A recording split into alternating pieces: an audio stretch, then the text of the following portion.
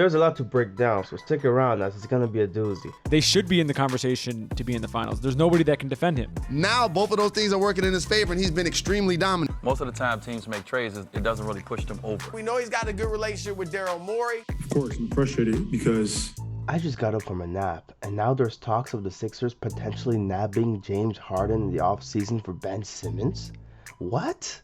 If you are as annoyed as I am seeing this all over your timeline, then this is a video for you, because I'm gonna get into the bottom of this and see where the hell this came from. And the answer won't surprise you. So now we have the Philadelphia Inquirer, shout out to Keith Pompey, with another sort of report that perhaps they could hold out a Simmons trade until the offseason with their eyes on bringing in a big fish named James Harden to the team. Oh my goodness.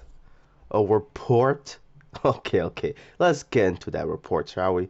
One of its main arguments reads like a grade school essay where they talk about Harden's relationship with Daryl Morey and add to that by saying Sixers co-owner Michael Rubin is also tight with Harden and his friends. That is a weird choice of words right there. Now, the argument of Harden having friends in high places can also be seen as potential for tampering, but that's neither here nor there. It also doesn't help that this article is full of quotes coming from sources that are anonymous. I get it, you don't want your name to be out there to where you're facing scrutiny from social media. So then in turn, why go to the media to say these things? I mean, you're just making it worse for Harden, who you claim is close to you. Also, last thing about this report, it brings up things that we already know to try to substantiate their claims of Harden potentially wanting out, like Kyrie's vaccination status and Kevin Durant's knee injury, leading me to believe that they were sitting on this for a while now and they just waited for the right chance for them to put this out there. And if you thought that was the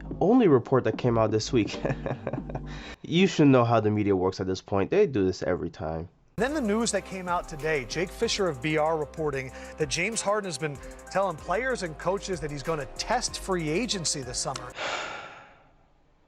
Okay, we'll get into this as well. Now, Jake Fisher of Bleacher Report, I don't know how reputable this man is. Just like I didn't know how Keith Pompey is reputable in this space. I don't know. But I'm not here to question their credibility, right? They could be very respected journalists in this sphere, and I'm not here to take anything away from that. But I am here to question their claims as they're pure speculation at this point. They really are. There's nothing here that's substantial. There's nothing here concrete that you can really pin down on. The sources that they quote from are sources familiar with Harden. God, I didn't know it was this easy to cite sources in media. I mean, I wish I could write an essay and just cite whatever sources I wanted, because I have a reach, and whatever names I mentioned, they could face scrutiny, and you know what? It's really for their benefit. It's really for the best. But this is not taking into account how it affects James Harden, obviously, the main story here. Now he has to answer to these reports every time he steps on the podium like he is right here. there's some reports out today that suggest that you might not be happy in Brooklyn or with the rotations that are happening. I'm just wondering, if you can speak reports to from who? All right, then. Bleacher Report. I don't know what you're talking about. Instead of speaking to the reports, can you just talk about your experience living in Brooklyn?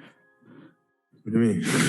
The report suggested that you were unhappy. You're talking about reports? I don't know about reports. Did you guys hear from me? That's what I'm asking. All right, so I don't know about the reports. James, not to beat a dead horse or belabor the point, but just to be specific, one of the complaints that the report claimed. You get the point. They're trying to get answers from him because of these said reports. And of course, that's the main point. They're trying to stir the pot. They're trying to muddy the waters. That's what they do. That's what they're best at. That's what their job description entails.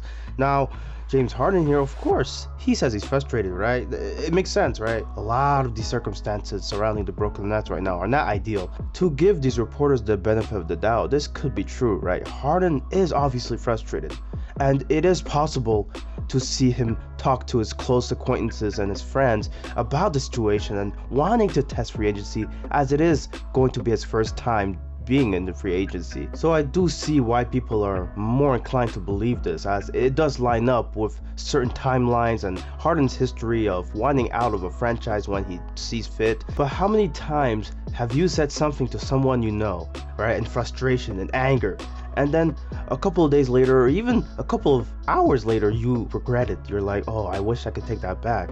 This may well be what's going on in the situation. Now let's get into what's the most interesting aspect of this story, and that's the Sixers side of it, right? The Sixers, they've been offered trade proposals for Ben Simmons, and this has been going on for months, and Morey just does not want to settle. The Kings put together a package. I'm not going to be able to do it.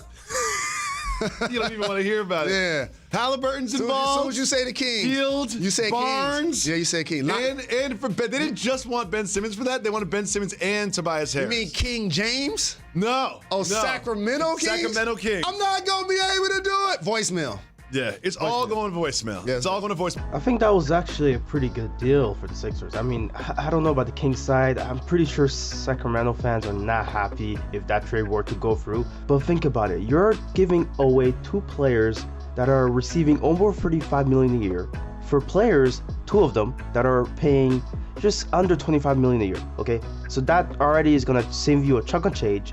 And then you have Tyrese Halliburton, who's still in his rookie contract, and the Kings will most likely be giving you 2 first-round picks. It's a no-brainer at this point. You're getting a great deal here. I mean, the fact that the Kings were even willing to accept Tobias Harris in the deal just tells you how willing they were to get this trade going. And the 76ers did the same thing with the Hawks, including Tobias Harris, but they were not interested.